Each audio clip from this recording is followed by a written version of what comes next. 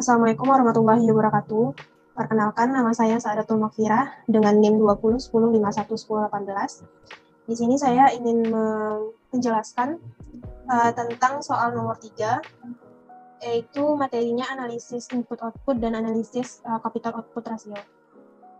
Pertanyaan pertama, yaitu apa konsep dasar dari analisis input-output dan apa gunanya dalam penyusunan perencanaan pembangunan. Analisis input-output itu adalah suatu analisis atas perekonomian negara secara komprehensif karena melihat keterkaitan antar sektor ekonomi di negara tersebut secara keseluruhan. Misalnya, setiap produk pasti membutuhkan input agar produk itu dapat dihasilkan. Konsep dasar dari analisis input-output yang pertama itu adalah struktur perekonomian tersusun dari berbagai sektor atau industri yang satu sama lain berinteraksi melalui transaksi jual-beli. Yang kedua, output suatu sektor akan didistribusikan dengan jalan dijual kepada sektor-sektor lain dan untuk memenuhi permintaan akhir, yaitu berasal dari rumah tangga, pemerintah, investasi, maupun permintaan ekspor. Yang ketiga, input suatu sektor didapat dengan cara membeli bahan baku dari sektor lain, dari rumah tangga, pemerintah, penyusutan, surplus usaha, serta impor. Yang terakhir, suatu sektor itu dianggap terdiri dari satu atau beberapa perusahaan dengan ketentuan utama bahwa output yang dihasilkan oleh perusahaan tersebut diproduksi oleh satu tingkat teknologi yang sama. Selanjutnya, itu penggunaan analisis input-output dalam perencanaan. Yang pertama, analisis input-output itu membantu perencanaan pemerintah serta sektor perusahaan swasta merencanakan investasi dan kegiatan yang produktif. Yang kedua, analisis input-output itu membantu perencanaan dalam mengetahui bagaimana kebutuhan produksi ekonomi akan berubah. Dan yang ketiga, analisis input-output digunakan otoritas perencanaan untuk penambahan alokasi berbagai sumber daya dan modal yang tersedia. Yang keempat, membantu dalam membuat perkiraan dana dan sumber daya yang dibutuhkan oleh masing-masing sektor dalam periode perencanaan. Dan yang terakhir, menurut Ajit Kadar Putra, model input-output itu dinamis membantu dalam mengenai keseimbangan output yang bergerak.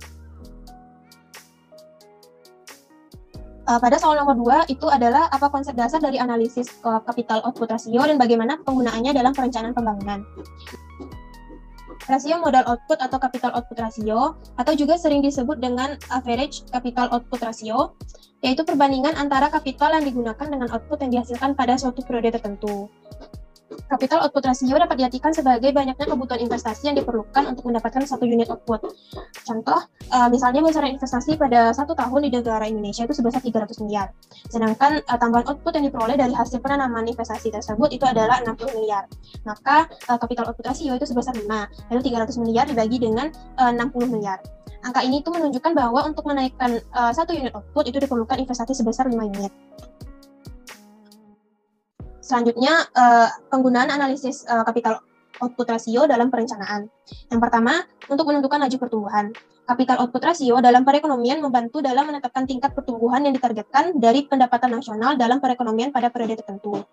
Yang kedua, alokasi sumber daya, keuangan, dan mobilisasinya. Capital output ratio menjadi pedoman dalam menentukan sektor-sektor yang paling produktif dalam perencanaan. Yang selanjutnya, penambahan modal dan sumber daya lainnya.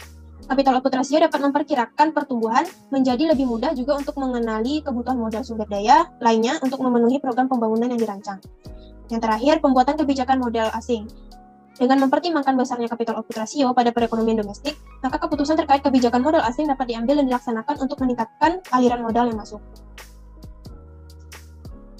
Sekian dari penjelasan saya. Apabila ada kata yang salah, mohon dimaafkan.